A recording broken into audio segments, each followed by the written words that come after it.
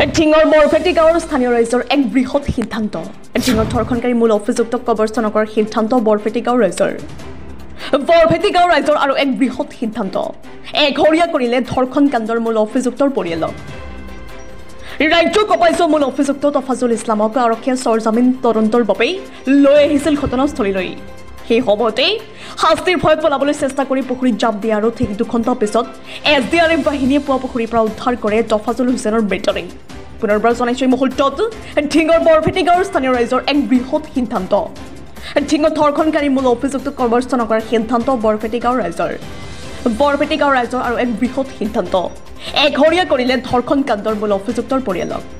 ৰাজ্য কপাইছ মূল অভিযুক্ত তফাজুল ইছলামক আৰক্ষীয়ে চৰজমিন তদন্তৰ বাবে লৈ আহিছিল ঘটনাস্থলীলৈ। সেই সময়তে শাস্তিৰ ভয়ত পলাবলৈ চেষ্টা কৰি পুখুৰীত জাপ দিয়ে আৰু ঠিক 2 ঘণ্টা পিছত SDRF বাহিনীয়ে পুৱা পুখুৰীৰ পৰা উদ্ধাৰ কৰে তফাজুল হুছেইনৰ মৃতদেহ। জৰিয়তে আমি গোটেই অসমবাসীক জনাব বিচাৰিছোঁ যে যোৱাকালি যিটো ঘটনা হৈ গ'ল ঢিঙত আমাৰ যোৱা পৰহি, তাৰ যিজন মেইন অভিযুক্ত তফাজুল ইছলাম, সেই ল'ৰাটো আমাৰ বৰপেটি গাঁৱৰ।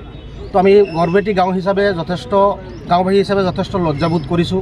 আৰু লগতে আজি ৰাতিপুৱা গম পাইছোঁ যে সেই ল'ৰাটো যোৱা ৰাতি পানীত পৰি মৃত্যুবৰণ কৰিছে। আজি ৰাতিপুৱাই আমি বৰপেটি গাঁওবাসীয়ে চবেই একেলগে বহি পেলাই এটা সিদ্ধান্ত কৰিলোঁ, 3টা প্ৰস্তাৱ আমি লৈছোঁ তাৰ এগেইনষ্টত, যে সেই ল'ৰাজনক আমি আমাৰ ইয়াত কবৰস্থান যিটো আছে তাত আমি জেগা নিদিওঁ। আমাৰ ৰাইজৰ সিদ্ধান্ত এইটো।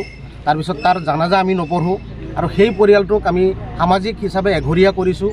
আমি অপৰাধীৰ লগত নাই, আমি সদায় ন্যায়ৰ লগত আছোঁ। আমি গাঁওবাসী হিচাপে বিচাৰোঁ যে দোষীৰ শাস্তি হওক, দোষী সদায় দোষী।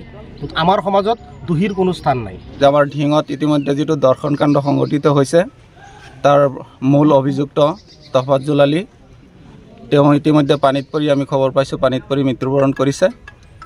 আমি নিশ্চয় আমাৰ এটা দুখ লগা কথা যে আমি আজি এই গাঁৱৰ এই তফাজুল আলী বৰপেটিৰ ল'ৰা, সি এনেকুৱা এটা দুখ কৰিছে যিটো আমাৰ বৰপেটি গাঁৱৰ ৰাইজে তাৰ লগত আমি সহযোগ কৰা নাই আৰু আমি ধিক্কাৰ দিছোঁ।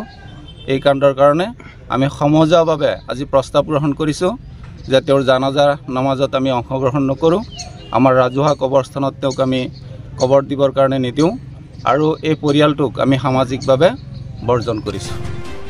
বতন্ত্ৰৰ পৰা মেহদী জামানৰ ৰিপৰ্ট, নিউজ 24 অসম।